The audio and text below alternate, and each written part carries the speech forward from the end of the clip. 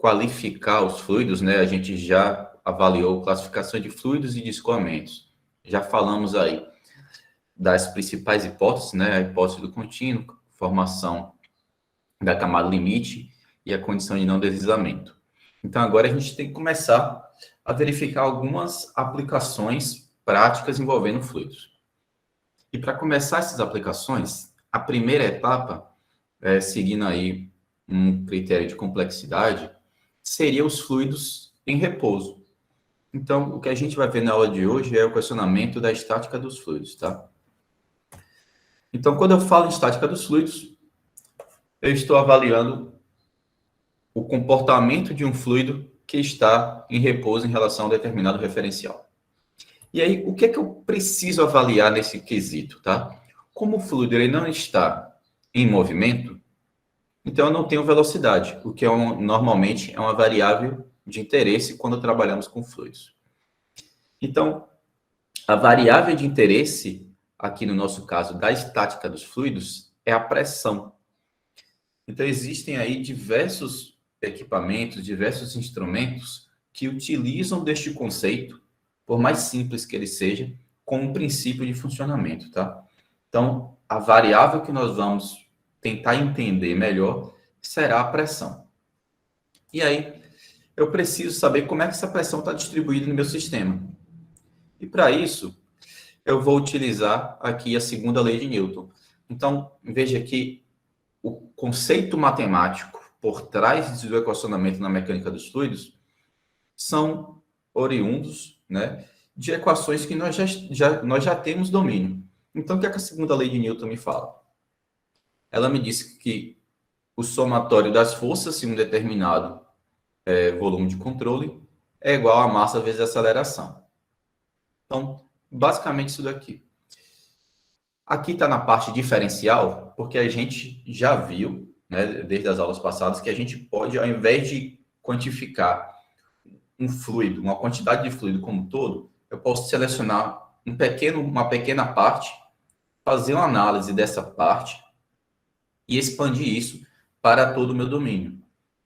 Lembrando que essa parte selecionada, ela é muito pequena, infinitesimal, mas ela precisa obedecer à hipótese do contínuo. E aí eu pergunto a vocês, olhando para a segunda lei de Newton, que simplificação a gente pode fazer no caso da estática dos fluidos? Uma simplificação direta, que eu já posso olhar para essa segunda lei de Newton e falar, olha, eu já consigo simplificar isso daqui. Se não tem a velocidade, não tem aceleração?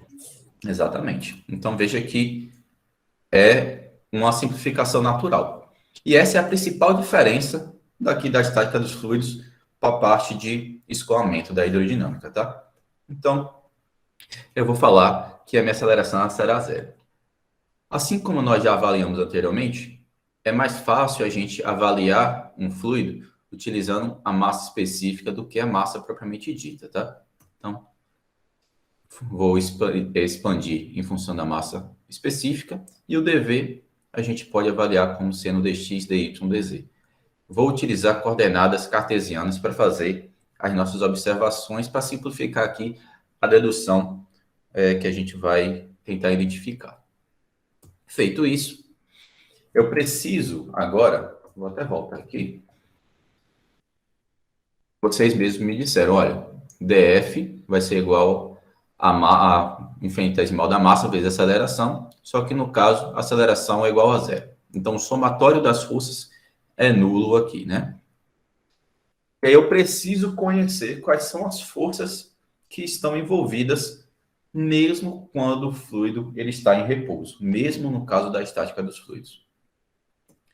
E aí eu tenho dois elementos de força que podem surgir, tá? Eu tenho as forças chamadas forças de campo e as forças de superfície. E como é que eu posso pegar e diferenciar um tipo de força da outra? Qual é a principal característica de uma força de campo e qual é a principal característica de uma força de superfície? Como é que eu posso fazer isso? Quem pode contribuir? Só posso dar um chute que as forças de campo, elas atuam praticamente igual em em toda a extensão do fluido, e as forças de superfície não. Por exemplo, a pressão na superfície ela é diferente da pressão embaixo. Tá, vamos melhorar isso daí. Quando eu falo, por exemplo, o Dani falou aqui no chat que força de campo é gerada naturalmente. Não necessariamente, eu vou te dar um exemplo disso, Dani. Força de campo quer dizer que eu não tenho a necessidade de ter o contato para que essa força exista. Por exemplo, a força gravitacional. Eu não preciso estar em contato com nada para que a força gravitacional esteja atuando. Então, não é necessário o contato. As forças de superfície, elas precisam do contato para atuar. Então, pressão, por exemplo, só vai existir pressão se eu tiver contato fazendo uma força em uma determinada área. Aí vai existir a força de pressão. Né? Caso contrário, essa força não existirá. Aí, por exemplo, a força gravitacional, ela pode até ser considerada como gerada naturalmente, como o Daniel cita aqui no chat. E aí esse é um exemplo mais comum realmente, mas existem fluidos que eles são de uma categoria mais, entre aspas, aí, especial, tá? Por exemplo, se eu falar de fluidos magnéticos, como é que eu posso, por exemplo, fazer com que haja um movimento de um fluido magnético? Isso nem tem nem no livro, tá, gente? Normalmente isso não é um assunto para a parte introdutória aqui de mecânica dos fluidos, para a graduação. Mas um fluido magnético, como o próprio nome já diz, ele é sensível a um campo magnético. Esse campo magnético não necessariamente ele é gerado naturalmente, eu tenho um controle sobre ele. Então, quando eu falo natural, eu tenho que tomar um pouquinho de cuidado com os exemplos que estão sendo avaliados. Então, já aproveitando o exemplo das forças de campo aí, dos fluidos magnéticos, por exemplo, normalmente a gente vai ver aqui na nossa disciplina que vamos considerar apenas a força gravitacional. Mas caso vocês se deparem com outros tipos de fluido, basta incorporar ao equacionamento que nós vamos desenvolver as outras forças, tá? Então, não se limitem a apenas a equação final. Entendam o balanço de força que está sendo realizado para que vocês tenham domínio sobre o problema que vocês estão avaliando. Tá claro até aqui? Ficou claro nele? Beleza. Sim. Tá sim, professor. Então, ó, no nosso caso, eu tenho ó, força gravitacional mais a força de pressão, tá? Devido à pressão. E aí, como eu estou trabalhando com a estática dos fluidos, essas forças é igual a zero, tá? A soma das forças é igual a zero. E aí, eu vou chamar atenção para um detalhe. Eu tenho também a força cisalhante.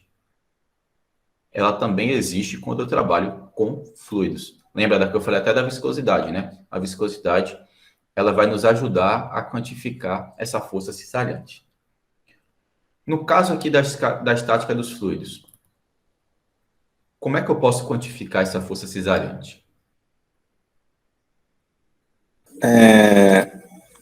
Eu acho que seria zero, porque se aplicar uma força cisalhante, o fluido ele vai se deformar e aí vai ter um gradiente de velocidade.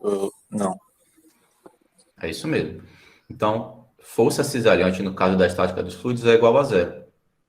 E aí, trazendo um pouquinho da parte matemática, se vocês lembrarem, por exemplo, ó, tal, que é a tensão de cisalhamento, é igual a mi dV dx, por exemplo. Veja que eu só tenho tensão se existir velocidade. Nesse caso aqui, como a velocidade é nula, dV dx vai ser zero, logo a força de cisalhamento resultante vai ser também igual a zero. Então, nós chegamos aí em observações que são simples, que não precisam aí de uma interpretação muito profunda para entender o equacionamento que nós vamos avaliar. Diante disso, eu fiz o balanço de forças e vou interpretar, olha, Vou até voltar aqui. Eu tenho a força gravitacional e a força de pressão. Então, vou tentar desmembrar essas minhas forças. Quem é a força gravitacional? É uma quantidade de matéria vezes a aceleração da gravidade, né? E aí, assim como nós fizemos anteriormente, vamos expressar isso em função da massa específica e das coordenadas aqui utilizadas, as coordenadas cartesianas. Normalmente, o que é feito, né? Nós definimos o eixo y como apontado para cima, tá? E aí, cuidado na definição das coordenadas. A gente pode definir em qualquer direção, mas só como padrão, tá certo? Y apontado para cima. Então, eu peguei um elemento de volume. Então, eu selecionei lá. De todo o meu fluido, selecionei um elemento de volume cúbico, por exemplo, em coordenadas cartesianas. E vou identificar como é que essas forças estão distribuídas. Então, eu tenho aqui a minha gravidade, uma força de campo que atua sobre todo o volume. A outra força que vai surgir é as forças relacionadas à pressão. E aí eu vou até trazer aqui um parênteses, tá? Pressão, ela não é uma grandeza vetorial, tá? A gente não, por exemplo, falar pressão na direção X, pressão na direção Y, pressão na direção Z. Pressão é uma grandeza escalar, assim como temperatura, assim como massa. Então, cuidado com isso. Força é uma grandeza vetorial, pressão não, tá? E aí eu vou fazer o seguinte, eu peguei esse meu elemento de volume e vou tentar identificar as pressões que surgem aqui ao longo desse meu elemento de volume avaliado. Então, primeiro, pressão, como o próprio nome já diz, ele está sempre pressionando o meu volume. Então, está sempre apontado para o centro, tá? Lembre-se disso. E aí eu vou identificar, olha, pressão em X e pressão em X mais ΔX. Por que eu estou utilizando esse índice X mais ΔX? Quer dizer que essa minha aresta, ela tem comprimento ΔX, tá? Então, aqui é o ponto X e aqui é o ponto X mais ΔX. Aqui é o ponto Y e aqui seria o ponto Y mais ΔY. Então, é só um critério de definição. Tá claro para vocês essa nomenclatura? Posso continuar? Pode repetir de novo, por favor? Posso? Opa, dando errado aqui. Na hora que a gente está definindo o nosso volume de controle, nosso elemento de volume a ser avaliado, eu selecionei, olha, o meu elemento de volume, ele tem dimensões dx, dy e dz. Isso se for avaliado diferencialmente, né? Esse dx, ele representa, se for avaliado discretamente, o ΔX. Então, o ΔX é o tamanho desta aresta aqui. O ΔY seria o tamanho desta aresta e o ΔZ, o tamanho desta aresta. Os ΔX, ΔY, ΔZ, eles podem ser iguais ou não. Pode ser um cubo ou um paralelogramo de tamanho qualquer, tá? É um tamanho genérico.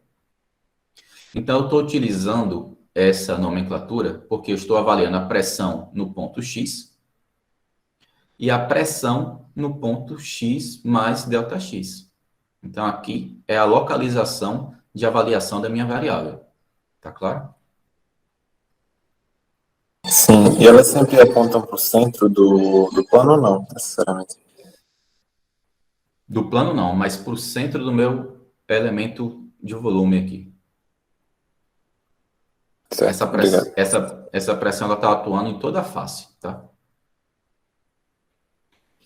Então, eu vou fazer isso em todas as direções, ó. Pressão em Y mais ΔY. Pressão em Z mais ΔZ. Então, simplesmente isso. Na hora que eu vou computar, como é que eu posso transformar pressão em força? O que a gente está fazendo é um balanço de forças e não um balanço de pressão. Então, utilizando a área, como já foi dito aqui no chat. Então, eu preciso multiplicar a pressão pela área. Então, cuidado com este detalhe, tá? A gente está fazendo balanço de forças e não balanço de pressão. Então, veja. A área, vou pegar essa face aqui, tá bom? O P de x mais ΔX, ele está enxergando qual é a área aqui que ele está sendo avaliado.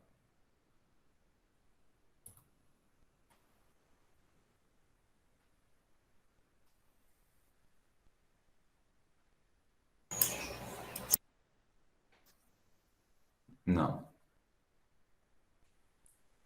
A área que ele está sendo... Repete a pergunta, por favor. Essa pressão aqui, por exemplo, eu quero transformar esta pressão, P de x mais ΔX, em uma força. Então, eu preciso multiplicar pela área.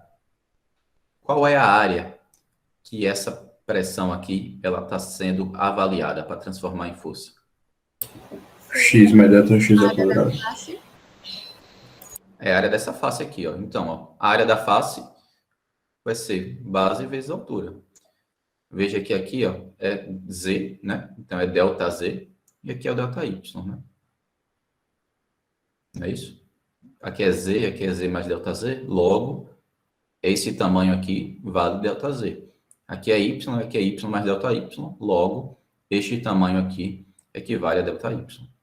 Então, P de x mais ΔX está sendo avaliado na área ΔZ vezes ΔY. Tá claro para vocês? Sim. Beleza. Então, é a área normal, a pressão aqui, tá? Então, eu vou fazer justamente essas observações. Vou fazer meu balanço de forças. Eu sei que a força da gravidade, né, somatória, mais a força de pressão vai ser igual a zero.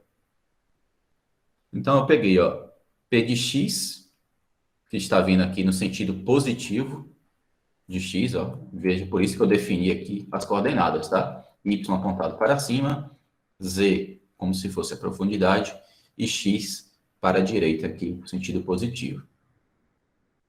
Então, P de x menos o P de x mais ΔX, já que estão em sentidos opostos, né? Multiplicado pela área.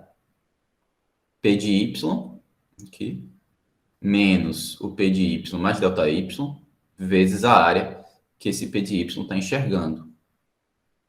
P de z menos o P de z mais ΔZ, vezes a área que esse vetor aqui de força será avaliado.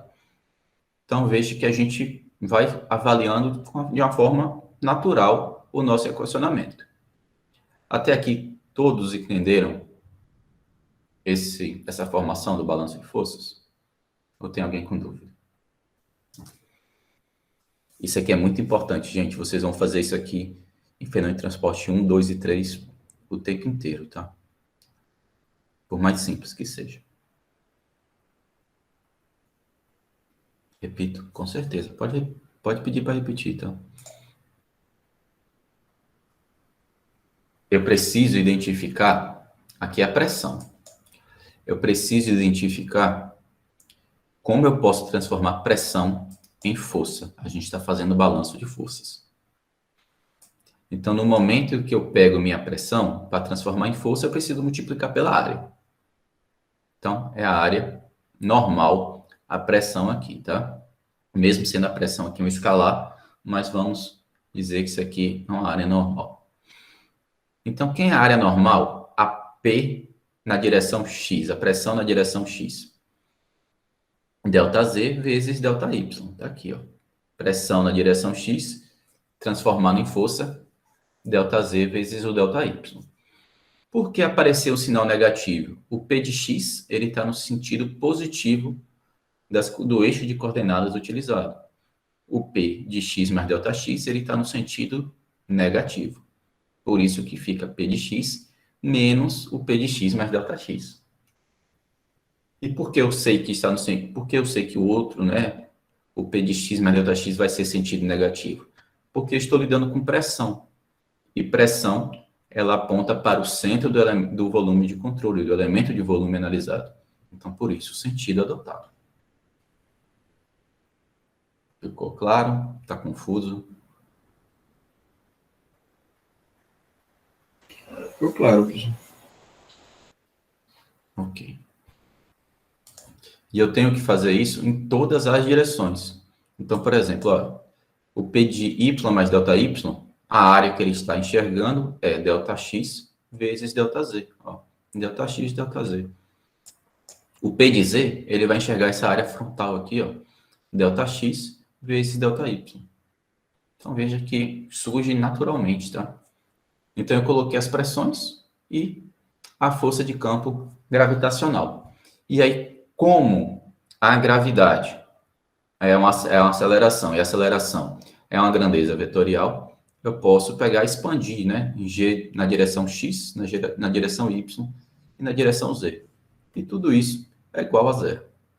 Então, essa expressão aqui é a que vai contribuir para a definição do nosso equacionamento. Olhando essa expressão, como é que eu posso pegar e simplificá-la? Como a pressão de um líquido ela é igual no mesmo nível, então acho que Px ele é igual a Px delta x, Pz deve ser igual a Pz delta z, então aquela subtração deve ser zero, pode cortar aquelas duas parcelas e deixar só Py menos Py delta y, então. Você pode fazer isso sim. Só que antes disso, eu ainda posso fazer uma avaliação mais genérica, sem nem me atentar aos detalhes da mecânica dos fluidos, só avaliando matematicamente. No caso, deixar ρ, delta x, delta y, delta z em evidência? Você pode fazer isso. E eu posso pegar e fazer com que esse ΔX, ΔY e ΔZ desapareça da minha equação. Como é que eu posso fazer isso? Dividindo todos os termos por ΔX, ΔY e ΔZ. Então, eu já vou fazer isso. Dênio, pode sim, tá? Aí a única diferença que você teria aí no seu equacionamento é que você deveria trabalhar com coordenadas polares, por exemplo, coordenadas esféricas. O que só vai colocar, por exemplo, vai aparecer um seno, vai aparecer um cosseno, mas vai acabar simplificando da mesma forma. Então é por isso que normalmente a gente utiliza coordenadas cartesianas para fazer as deduções e depois a gente expande o resultado da equação final para as demais coordenadas. Certo? Mas é uma boa questão de prova essa daí. Então, ó, vou pegar e vou dividir tudo por ΔX, ΔY e ΔZ. Olhando esta expressão, vocês se lembram de alguma coisa lá do cálculo?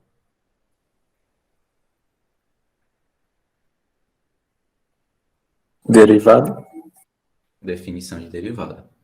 Então, veja que às vezes a gente vê aquelas equações, não sabe de onde surgem, mas a dedução é bem tranquila, tá? Então, eu tenho aqui a minha expressão. Essa expressão eu posso pegar e colocar na notação vetorial, ó, menos o gradiente da pressão, menos ρg, veja que aqui já está aparecendo um vetorzinho em cima, tá? Igual a zero. Esta expressão é a chamada equação fundamental da estática dos fluidos. Então, por que eu estou deduzindo com vocês esta expressão? Porque não adianta eu pegar e utilizar ela para todo e qualquer caso. Se eu tiver, por exemplo, a presença de campo magnético, campo eletrostático, eu vou lá e adiciono ao meu equacionamento e faço a mesma análise. E aí você já tem agora o conhecimento para desenvolver qualquer tipo de problema relacionado a fluidos aí estáticos, né? Mesmo na presença de outras forças aí. Pode falar, Matheus. Só um detalhezinho que talvez acho que eu tenha esquecido. Por que saiu de, por exemplo, Px menos P delta x dividido por delta x para menos parcial de P sobre parcial de x? Ah, tá. Vamos lá. Se você olhar a definição de derivada, vai ser y avaliado no ponto x mais delta x menos y no ponto x dividido por delta x. Aí aqui você vê que está invertido, né? Para mudar a ordem, eu preciso colocar o sinal negativo aqui.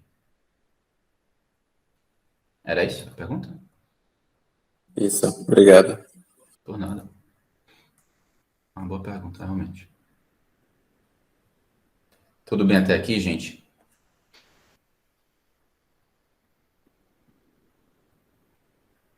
Eu acho que tá. Então, essa é a principal expressão que a gente vai trabalhar aqui na nossa disciplina. Tudo que a gente vai desenvolver da parte da estática dos fluidos passa por essa equação. Não é à toa que o nome dela é equação fundamental, né? Então, veja que a simplicidade da equação já torna impossível que qualquer problema envolvendo estática dos fluidos seja difícil, né? Uma equação que tem 2 termos apenas aí para serem avaliados. Então, eu tenho aqui minha equação fundamental da estática dos fluidos. O primeiro termo é um balanço de forças, né? Então, ele está relacionado à força de pressão por unidade de volume. E o segundo termo, ele está relacionado à força de campo por unidade de volume. Por que eu estou fazendo essa análise física dos termos da equação? Isso não serve apenas aqui para a nossa disciplina.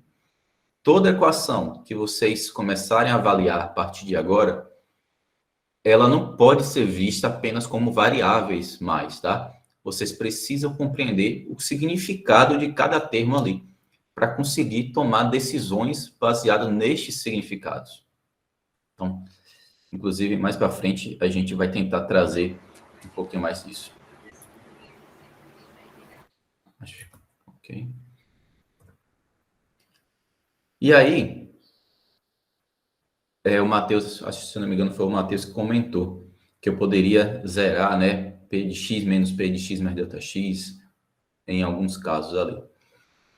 Então, o que é que normalmente é feito? Ao invés de trabalhar com a expressão na sua forma vetorial, a gente faz a expansão nas direções x, y e z, por exemplo, tá? E no momento que eu faço isso, eu permito, então, utilizar alguns conceitos já avaliados aí na literatura. Então, a gente vai utilizar, por exemplo, o teorema de Pascal, o teorema de Stevens, e vai tentar justificar aqui algumas simplificações. Então, se eu pegar, por exemplo, imagine se aqui é um reservatório, tá? E eu estou avaliando o reservatório em 3 níveis diferentes. Eu coloquei um medidor de pressão. Então, já vou falar até de instrumentação com vocês um pouquinho. Eu peguei o medidor de pressão e medi a pressão, aferi a pressão em 3 pontos distintos. Na hora que eu faço isso, veja que eu não consigo identificar, por exemplo, variação de pressão na direção x, aqui no caso, tá? Veja que o y é a variação de altura, tá bom? E nem na direção z. Então, x seria essa largura e o z seria esta outra dimensão aqui. Eu não vou chamar de profundidade, porque profundidade está relacionada aqui à variação de cotas. Então, diante disso, eu identifico que a variação de pressão na direção x é igual a zero e a variação de pressão na direção z também é igual a zero. Então, logo, utilizando esta equação, eu já tenho uma consequência natural da sua avaliação. Ocorrerá variação de pressão quando avaliada a estática dos fluidos apenas se houver variação de cotas, se houver variação de profundidade. Então, é uma causa natural, tá? Já eu vou explicar como é que eu chego nessa expressão que está aqui selecionada para vocês. E aí eu pergunto, fisicamente, por que existe essa variação de pressão na hora que eu mudo a altura, conforme fica cada vez mais profundo? Por causa do peso do líquido que está acima do elemento que a gente está estudando? Exatamente. Quanto mais camadas de fluido eu tenho, maior será esse peso dessa camada de fluido, consequentemente, maior pressão. Posso sim, Carlos. Na hora que eu estou avaliando aqui a presença, né, a variação de pressão, eu não consigo identificar, por exemplo, imagina que esse reservatório está aberto para a atmosfera, tá? E aí eu começo a avaliar, a medir, a aferir a pressão em diferentes pontos aqui, na direção X e na direção Z. Se esse reservatório está aberto para a atmosfera e eu faço a medida em X igual a X1 aqui, em X igual a X2, você vê algum motivo, por exemplo, para que haja variação de pressão nessa direção?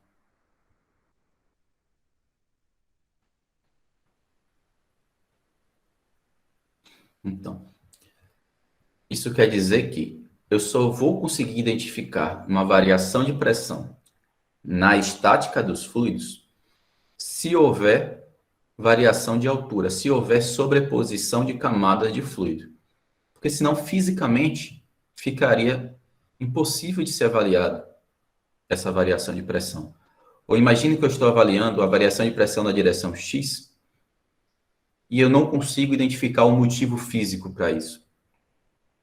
Então, do ponto de vista matemático, a gente poderia parar aqui nas coordenadas, né? Expandir nas 3. Mas do ponto de vista físico, a gente pode fazer simplificações. Ok? Por nada.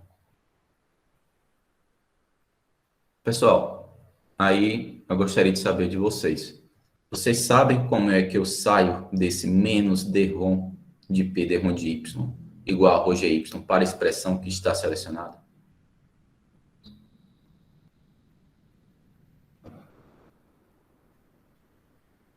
A variação na pressão dividido pela variação da profundidade, que é, como o Dani falou, né, interação, e aí você passa a variação da profundidade para o outro lado, e só inverte o termo da variação da pressão e aí troca o sinal.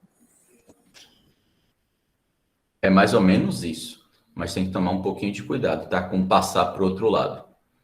Isso daqui é uma equação diferencial ordinária, tá?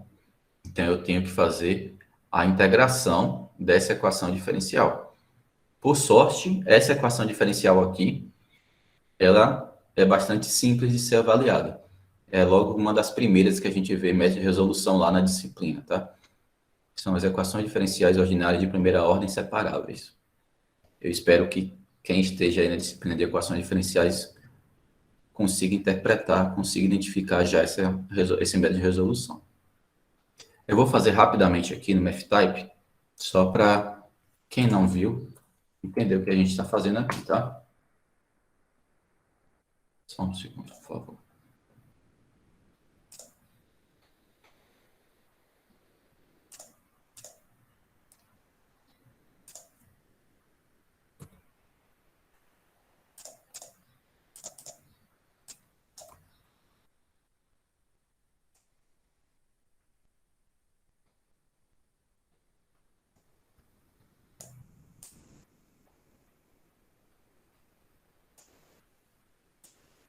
Todo mundo já consegue ver o MathType? Sim. Ok. Então, o que é que a gente pode fazer aqui? Eu posso realmente realizar uma integração. Cuidado que isso aqui não é uma divisão, tá? Eu vou até corrigir isso aqui e colocar como D simples mesmo. Isso daqui não é uma divisão, isso aqui é uma diferencial. Então, um dos métodos de resolução de equações diferenciais é interpretar como se fosse realmente uma divisão aqui. Só que eu vou explicar de uma forma um pouquinho diferente. Imagina que eu tenho, por exemplo, eu estou derivando aqui, nesse caso, P em relação a Y. Para que eu determine P, o que é que eu preciso fazer? Se eu tiver, por exemplo, a integral da derivada de x, isso aqui não é o próprio x? Ou, se eu tiver a integral, deixa eu clicar aqui,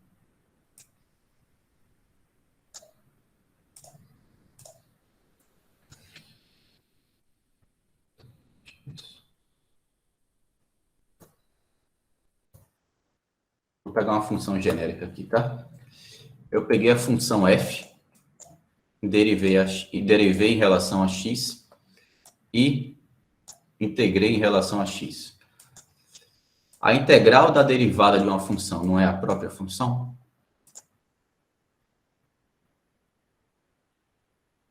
Sim. Então, o que eu estou fazendo aqui é simplesmente isso, tá?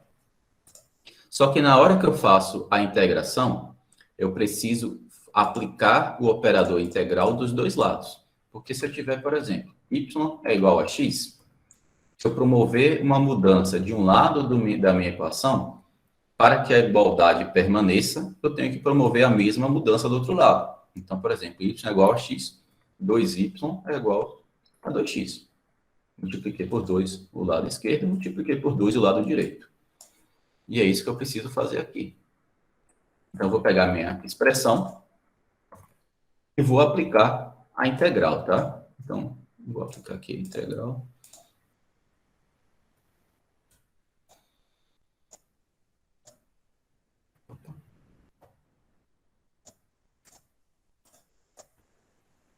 Então, eu vou integrar em relação a y, o lado esquerdo, e em relação a y, o lado direito.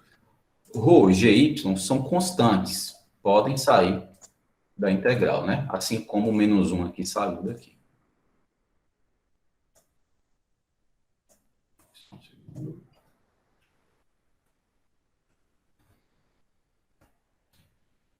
E aí eu tenho, ó, a integral da derivada de p em relação a y, a integral de dp dy em relação a y, vira o próprio p, né? Então, eu tenho aqui menos p é igual a rho gy, e a integral de y é o próprio y. Então, rho gy vezes y. Isso daqui é uma integral indefinida. Eu teria que colocar mais c, por exemplo, para fazer a observação. E aí, eu posso utilizar algumas informações. Só que antes disso, para não acabar confundindo, eu posso integrar em um determinado intervalo. Então, imagina que ao invés de eu fazer uma integral indefinida, eu integrar de P0 até P1 e de Y0 até Y1. Aqui ficaria, ó. Deixa eu colocar aqui para... Ficaria P0 menos P1. E aqui ficaria Y0 menos o Y1. Veja que P0 menos P1 vai dar um sinal negativo, vai dar um valor negativo, né? Porque P0 é menor do que P1. Então, para desaparecer esse sinal negativo, eu simplesmente mudei a ordem aqui, tá? E aí, aparece P1 menos P0 é igual a rho gy, Y0 menos Y1. Então, é assim que sai desta equação diferencial para a sua solução. Tá claro para todo mundo? Sim. Ok.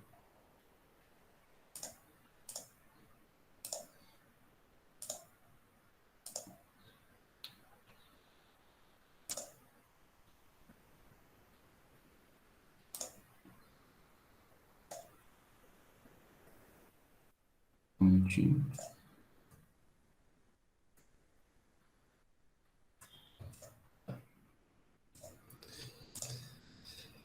E aí, em alguns momentos, vocês vão ver que vai aparecer, ao invés de aparecer aqui dp dy igual a rho gy, por exemplo, possa ser que o rho gy ele seja expresso na literatura como gama, tá? Então, ao invés das tabelas apresentarem a massa específica do fluido, elas podem apresentar este gama aqui.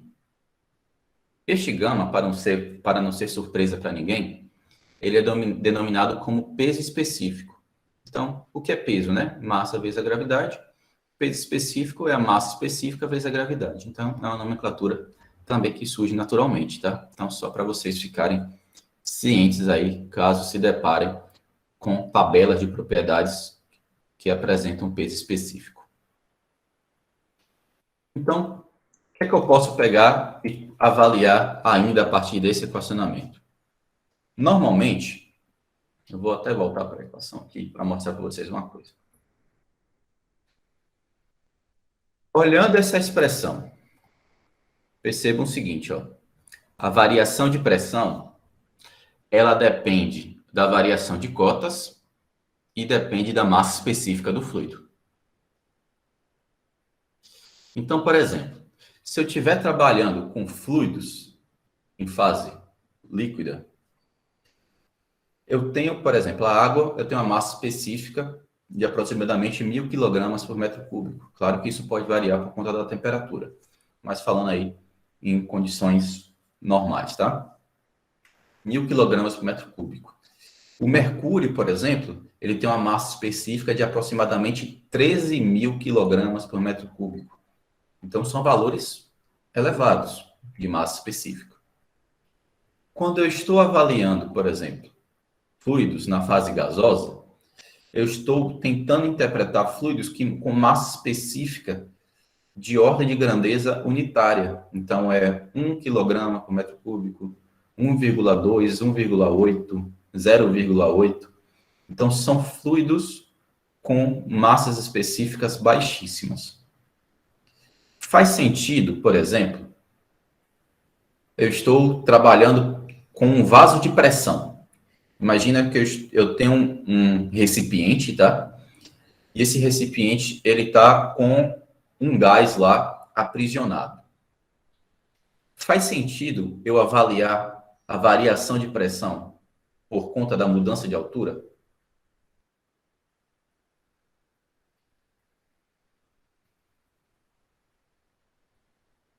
Acho que não.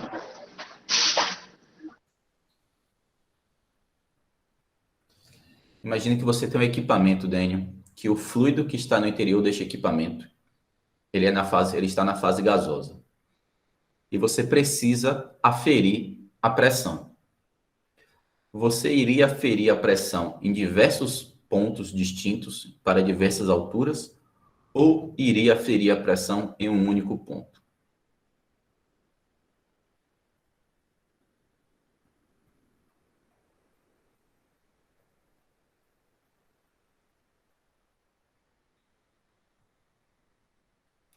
Um único ponto. Justamente porque a própria expressão, ela está me dizendo, olha, se a massa específica ela foi muito pequena, a variação de pressão também será muito pequena. É proporcional, né? Então, a massa específica ela entra aqui com uma constante de proporcionalidade.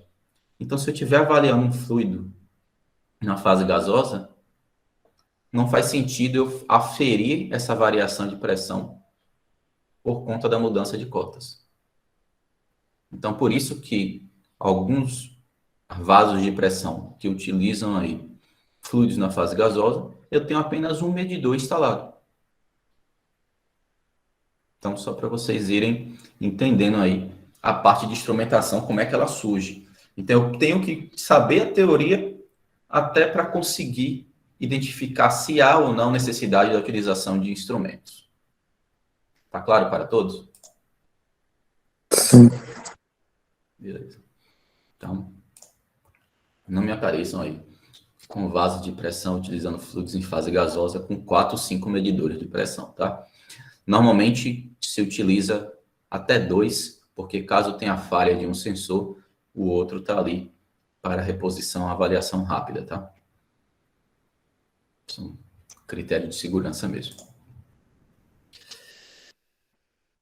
Então, quando a gente está trabalhando, por exemplo, com fluidos na fase líquida, que é a principal aplicação aqui na estática dos fluidos, esses fluidos, eles são incompressíveis, né? Fluido na fase líquida, eles são incompressíveis. E é comum a gente expressar essa variação de pressão pelas cotas. Então, eu tenho que definir o meu referencial. E, normalmente, esse referencial, ele é avaliado aqui na superfície livre, tá? Então, é a primeira camada de fluido eu utilizo como minha referência. Isso não é uma regra, tá? Isso só facilita os cálculos bastante. Então, eu vou pegar e vou aferir a pressão em 3 pontos distintos aqui, igual avaliado anteriormente. P1, P2, P3. Se P1 é meu nível de referência, então vou falar que esse reservatório, por exemplo, ele está completamente preenchido de fluido, tá? Aqui eu só selecionei para deixar mais claro quais são os pontos que nós estamos avaliando. Se esse reservatório está aberto, então essa primeira camada de fluido, ela está aqui na pressão atmosférica. E aí eu preciso saber, por exemplo, qual é a pressão lá na parte inferior do meu reservatório. E já já a gente vai entender por que precisamos conhecer essa distribuição de pressão aqui. Então eu tenho que conhecer o meu nível de referência. Na hora que eu faço isso, ó, eu tenho P3, a pressão lá embaixo, é igual P3 menos P1, né? Se a gente voltar para a nossa equação original, né? Seria P3 menos P1. Então, o menos P1 passa para o lado direito da equação como positivo.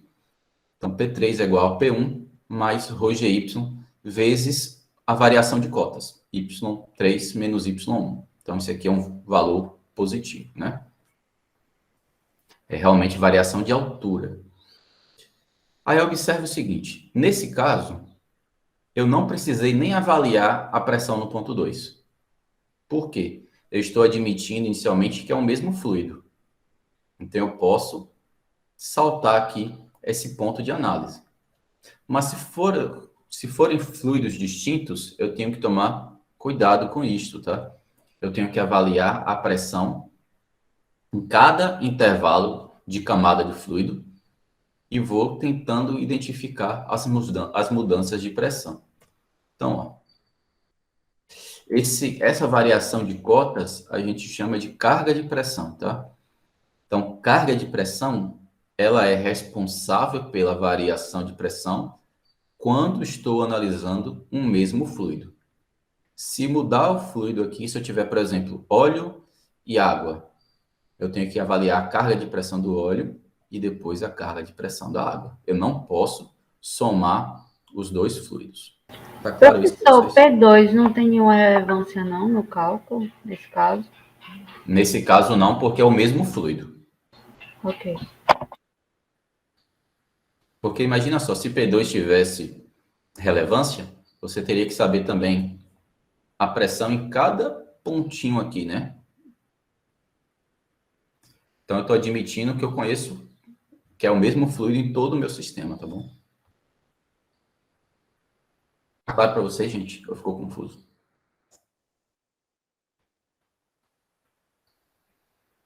Sim? Tá.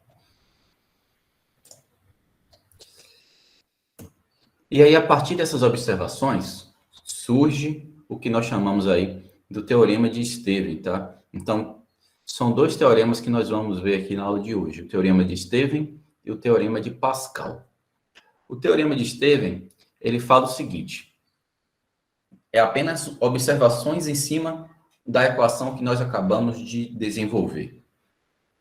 Stevens avaliou que a variação de pressão ela é proporcional à distância do fluido, à variação de altura e à densidade do fluido. Então, o teorema de Stevens nada mais é do que falar, olha, a variação de pressão ela é proporcional à variação de cotas e à massa específica. É uma observação direta. Mas ele fala outra coisa também. E talvez é a parte mais interessante aqui do teorema de Stevens. Ele está falando de distância vertical. Então, é variação de altura mesmo, tá? Cuidado com isso. Então, por exemplo, se eu tiver um recipiente, pressão no ponto 1, pressão no ponto 2, eu não preciso conhecer essa distância. O que eu preciso conhecer é a variação de cotas. Então, eu não preciso que o meu instrumento ele esteja alinhado aqui, por exemplo, 1 com 2. Porque não me importa essa distância entre eles. O que importa é a distância vertical. É a variação de altura. Então, P2 seria igual a P1 mais, já que aqui não está na superfície, tá?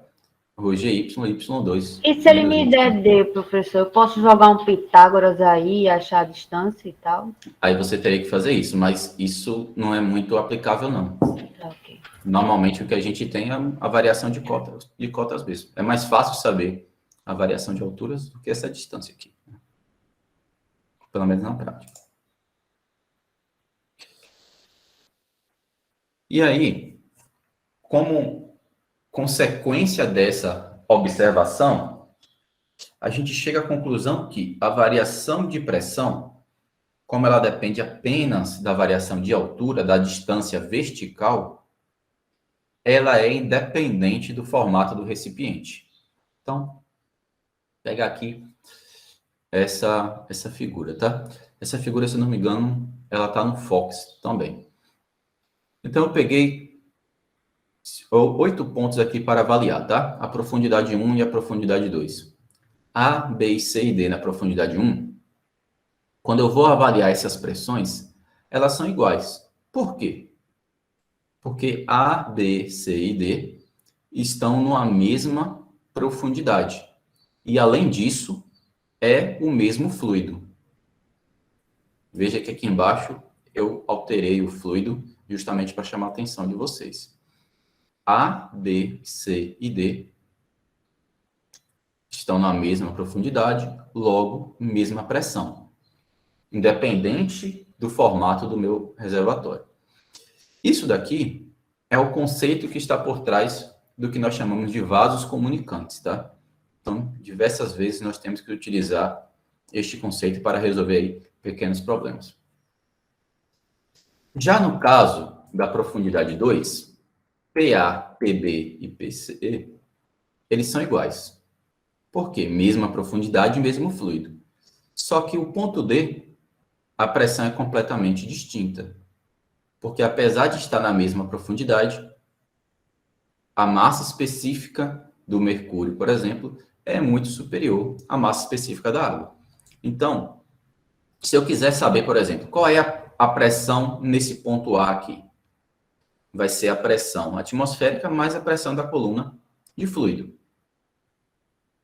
E a água, por exemplo, ela tem uma massa específica de 1.000 kg por metro cúbico.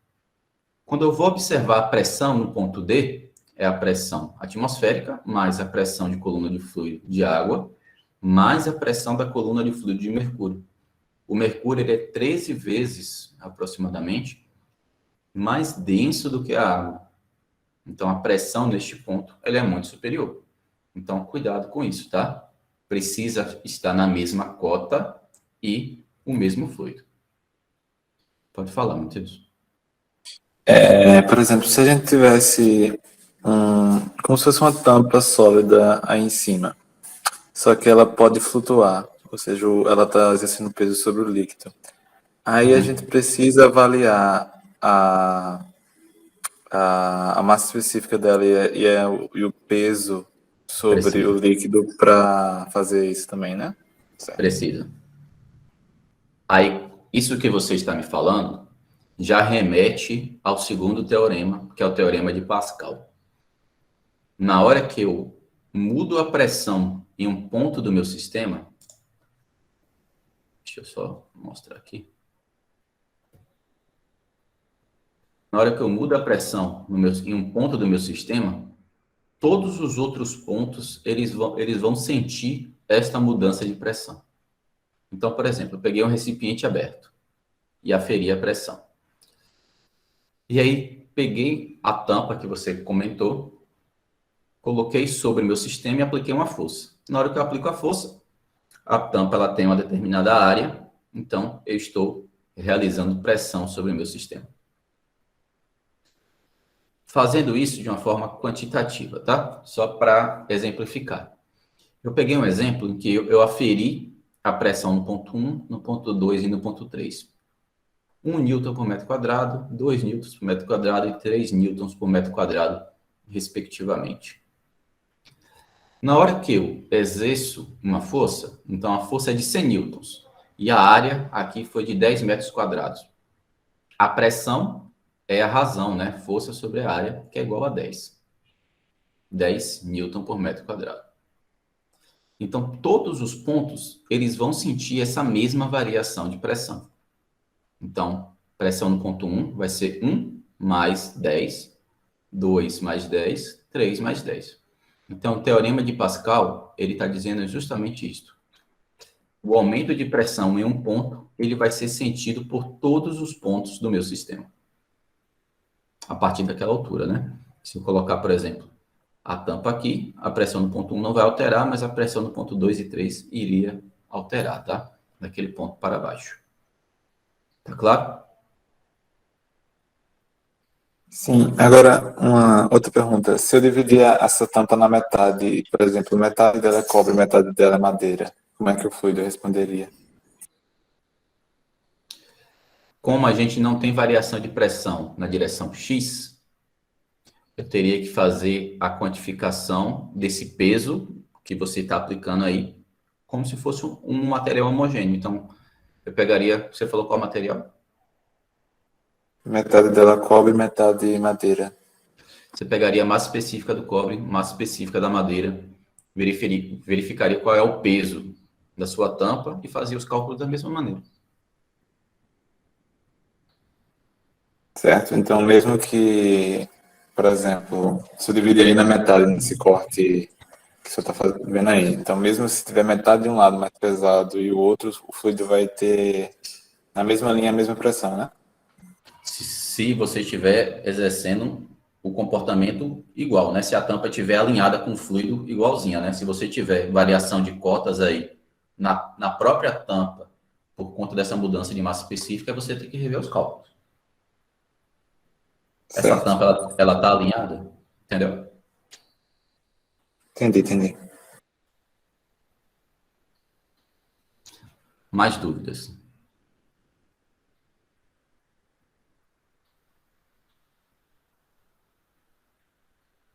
Tranquilo. Aí eu vou falar aqui de um exemplo que a gente vê no cotidiano e vou tentar remeter também alguns exemplos que a gente vê na indústria, tá? Por exemplo, na hora que eu estou utilizando um elevador hidráulico, eu estou utilizando o teorema de Pascal para que ele funcione. Eu aplico a pressão em um ponto, todo o fluido ele vai sentir essa variação de pressão. Então, é a aplicação direta do teorema de Pascal. Só que o teorema de Pascal, ele não para por aí. Em alguns momentos, vocês vão ver isso lá em controle, tá? Eu posso transferir um sinal através de dois modos, principalmente, tá? Pressão e variação de corrente. Então, por exemplo, se eu colocar um medidor de pressão e tem um medidor de pressão que ele funciona como se fosse um diafragma, tá? O nome dele, inclusive, é este. Ele funciona da seguinte maneira. É uma membrana e essa membrana ela é móvel. No momento em que aumenta a pressão, essa membrana se desloca e essa pressão ela continua por todo um capilar com fluido. Então, eu estou transferindo o sinal da mudança de pressão por este capilar. E aí, eu vou ter meu transdutor, eu vou ter o meu instrumento que vai interpretar essa mudança de pressão. Veja que é uma aplicação direta do teorema de Pascal. Então, às vezes, a gente está estudando controle, a gente está estudando instrumentação e não consegue compreender o mecanismo que faz com que aquele instrumento funcione. Então, cuidado com isso, tá? Tá claro para vocês? Ou tá confuso?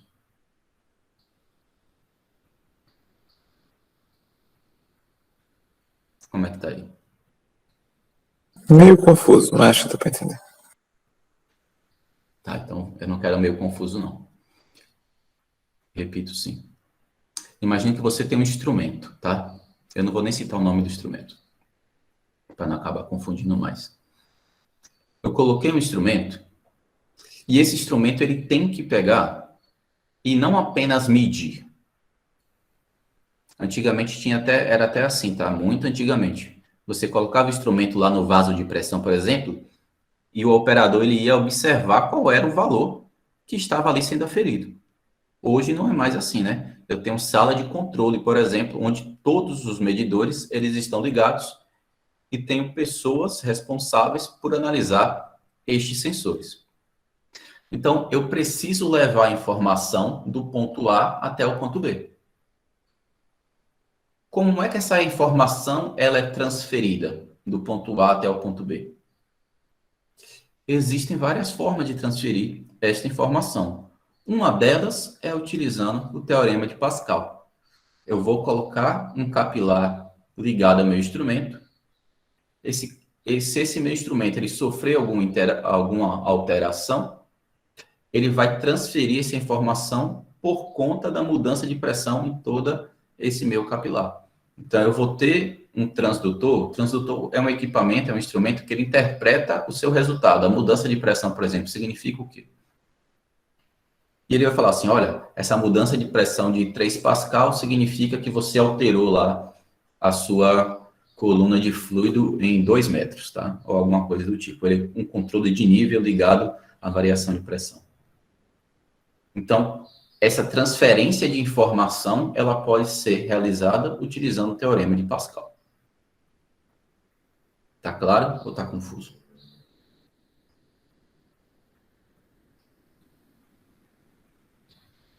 Essa é uma das formas, tá? Claro que atualmente existem já formas mais atualizadas de transferência de informações, né? Então, variação de corrente elétrica, até sinais aí já bem distintos, né? Wi-Fi e tudo mais, que possam nos auxiliar. Sondas ultrassônicas e por aí vai, tá? Mas só uma das aplicações. A outra aplicação é no próprio princípio de funcionamento dos instrumentos. E aí, na próxima aula, a gente vai até observar isso com mais calma. Eu vou trazer para vocês alguns exemplos de instrumentos que se baseiam apenas na estática dos fluidos. Apesar de ser um conteúdo simples, um equacionamento simples, é de grande aplicabilidade, justamente por conta da simplicidade, tá? Às vezes, a gente tenta rebuscar muito a utilização de alguns instrumentos e o simples, ele já funciona de uma maneira satisfatória, né? É claro que tem aí as características de sensibilidade, rapidez e assim sucessivamente, mas ele consegue aferir o que nós queremos. Então, só para finalizar a aula de hoje, aí estes 2 exemplos eu queria que a gente fizesse durante a aula, tá? Já para evitar atividade para casa aí. Eu queria que vocês fizessem essas 2 questõezinhas aí, são bem rápidas, tá? Então, vou resolver primeiro a primeira questão. Determine a pressão em um nível 2, que ele está situado aí a 5 metros abaixo da superfície, tá? E aí o fluido aqui é a água. Sabendo que no ponto 1 eu tenho uma pressão atmosférica de 100 kPa. Cuidado com a unidade. A pressão, ela é medida em Pascal, tá? Então, ρGH é a unidade de Pascal. Então, considere a massa específica da água como sendo constante. E aí, já eu vou fazer uma observação em relação a isso daqui.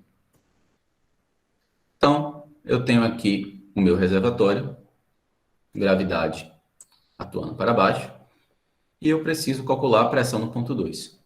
Se eu sei a pressão no ponto 1, então a pressão no ponto 1 é a pressão atmosférica, 1 vezes 10 a quinta Pascal, aproximadamente.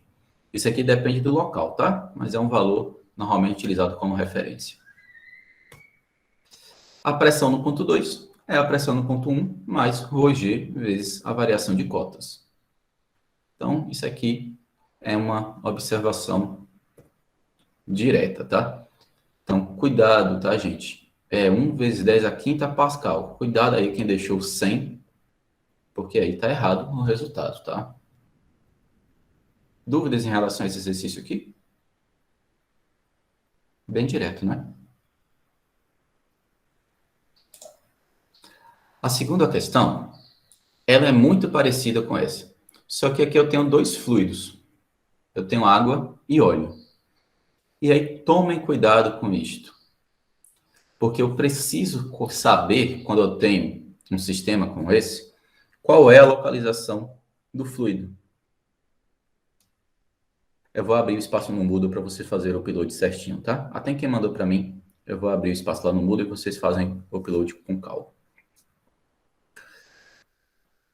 Então, se eu tenho esse meu sistema envolvendo dois fluidos, a primeira coisa que eu tenho que saber, esses fluidos são miscíveis ou immiscíveis? Se esses fluidos são immiscíveis, eu preciso saber qual é a posição que cada fluido desse vai ficar. Então, no problema, eu tenho, olha, um tanque, ele tem 3,66 metros de altura, então é a altura completa do tanque. Ele está aberto. Isso aqui é uma informação importante também, tá? E a pressão atmosférica é de 1 atm. E aí, inicialmente, foi colocado óleo no tanque até chegar a 3,5 metros de altura. E depois disso, foi completado com água. Mesmo que eu tenha colocado óleo inicialmente, no momento que eu coloco água, a água ela vai para o fundo do reservatório, porque a água tem uma massa específica maior. E eu sei que óleo e água são fluidos immiscíveis. Alguém trocou e colocou a água na parte superior e o óleo na parte inferior? Ou todo mundo tinha percebido esse detalhe? Normal, tá? Todo semestre a gente esquece esse detalhezinho aqui. Então, a partir de agora, se eu colocar vários fluidos, se os fluidos forem immiscíveis, eu vou selecionar a localização dos fluidos de acordo com sua massa específica. E aí eu posso fazer os cálculos. Se fosse água e álcool, álcool ele é menos denso do que a água, o sistema ficaria da mesma forma? Não, porque são miscíveis. Não, porque são miscíveis. E aí, como é que a gente faz? Pegava uma massa específica da mistura, uma massa específica média. Tem que calcular a média. E como é que você calcula a média? A média ponderada entre a quantidade e a massa específica. Então, a palavra ponderada, ela tem que estar presente, tá? Eu preciso saber a quantidade de cada fluido.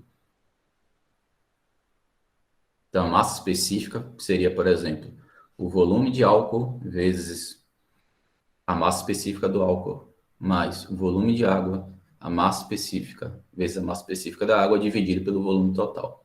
E aí eu teria a massa específica da minha mistura. Cuidado com isso, tá? Tá claro para vocês?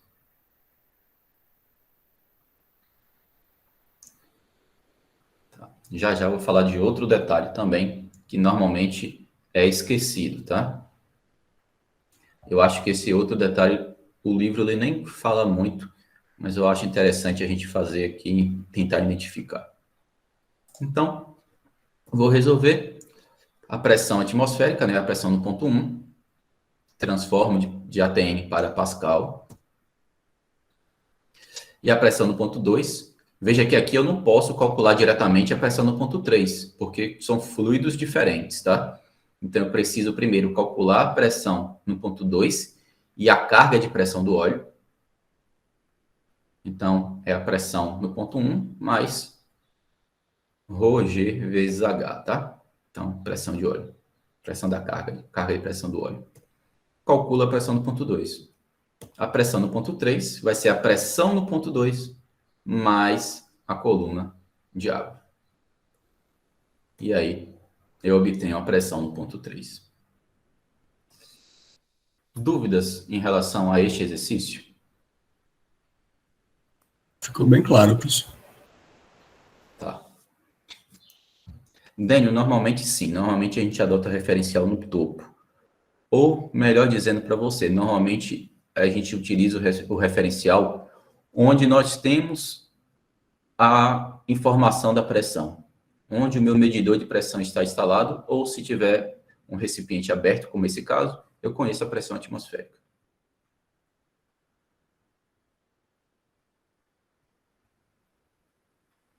Clarice? Seria apenas um fluido aqui, eu não teria diferença de nível de fluido, né? Eu teria apenas uma coluna, como se fosse um fluido só que eu preciso calcular a massa específica deles, a massa específica da mistura, uma única fase.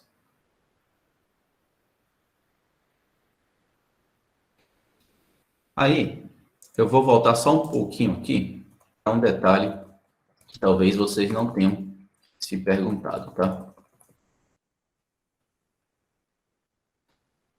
Na hora que eu peguei, me mostrei, olha, como é que eu saio dessa expressão e chego nesta? Eu fiz uma integração, não foi? Deixa eu ver se está aqui ainda. Tá.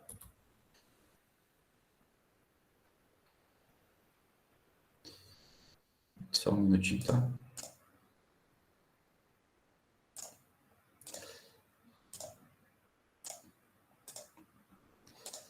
Veja. Vou até deletar isso daqui.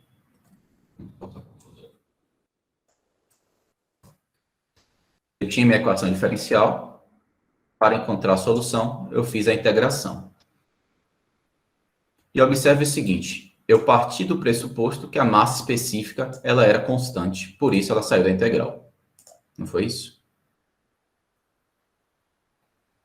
Será que a massa específica ela é constante? Imagina o seguinte, ó.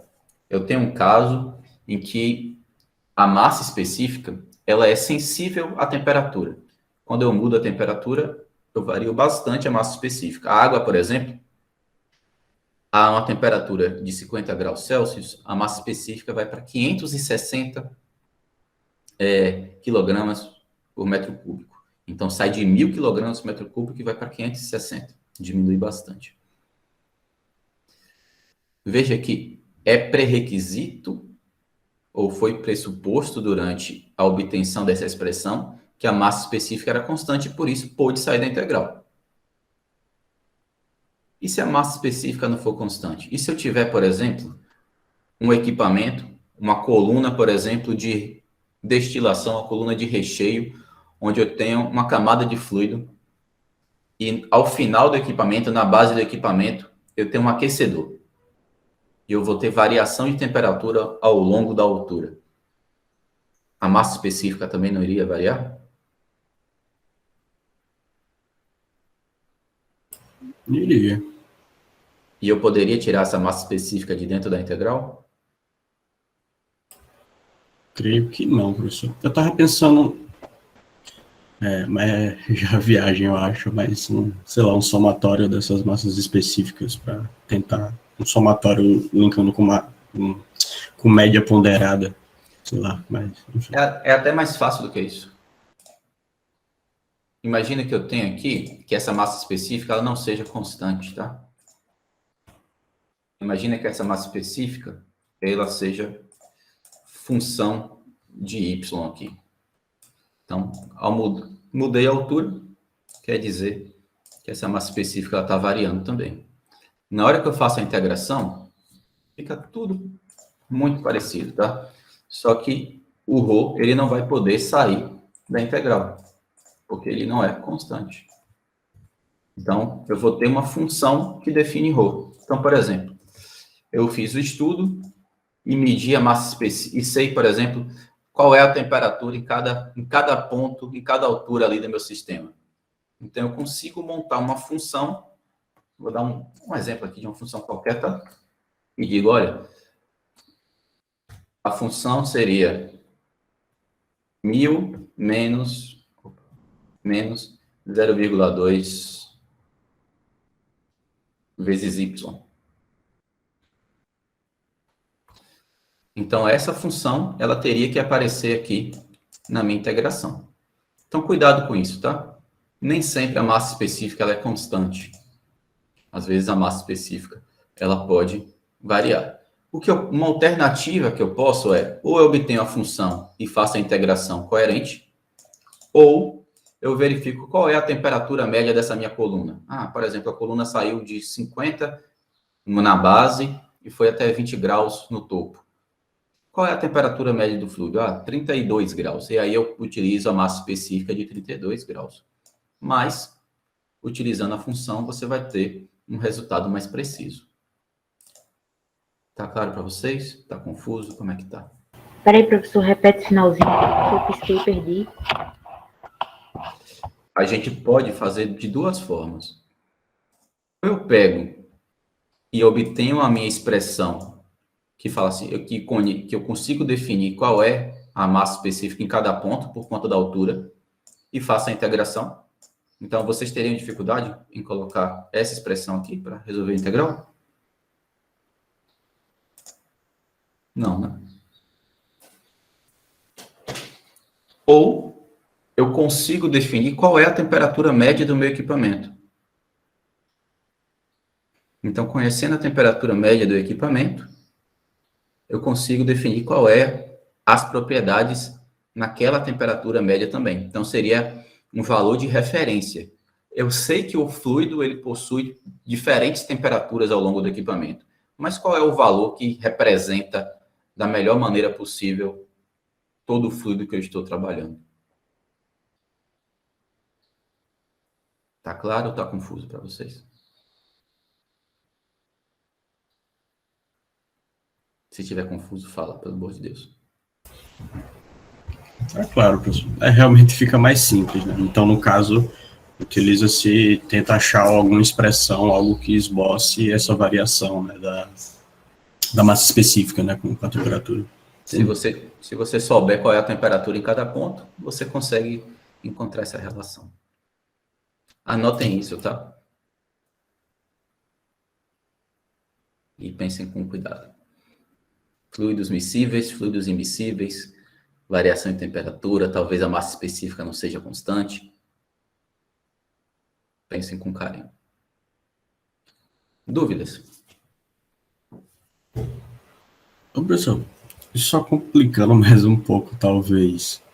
E se, atrelado a essa variação de temperatura e massa específica, eu ainda tenho uma variação de altura no processo? Como é que Não, mas ficaria? é isso mesmo que eu estou falando. Você tem uma mudança de temperatura ao longo da altura. Entendi.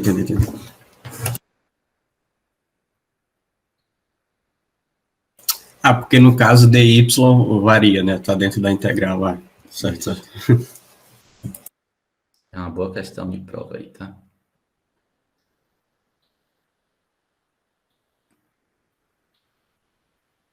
Tranquilo, gente?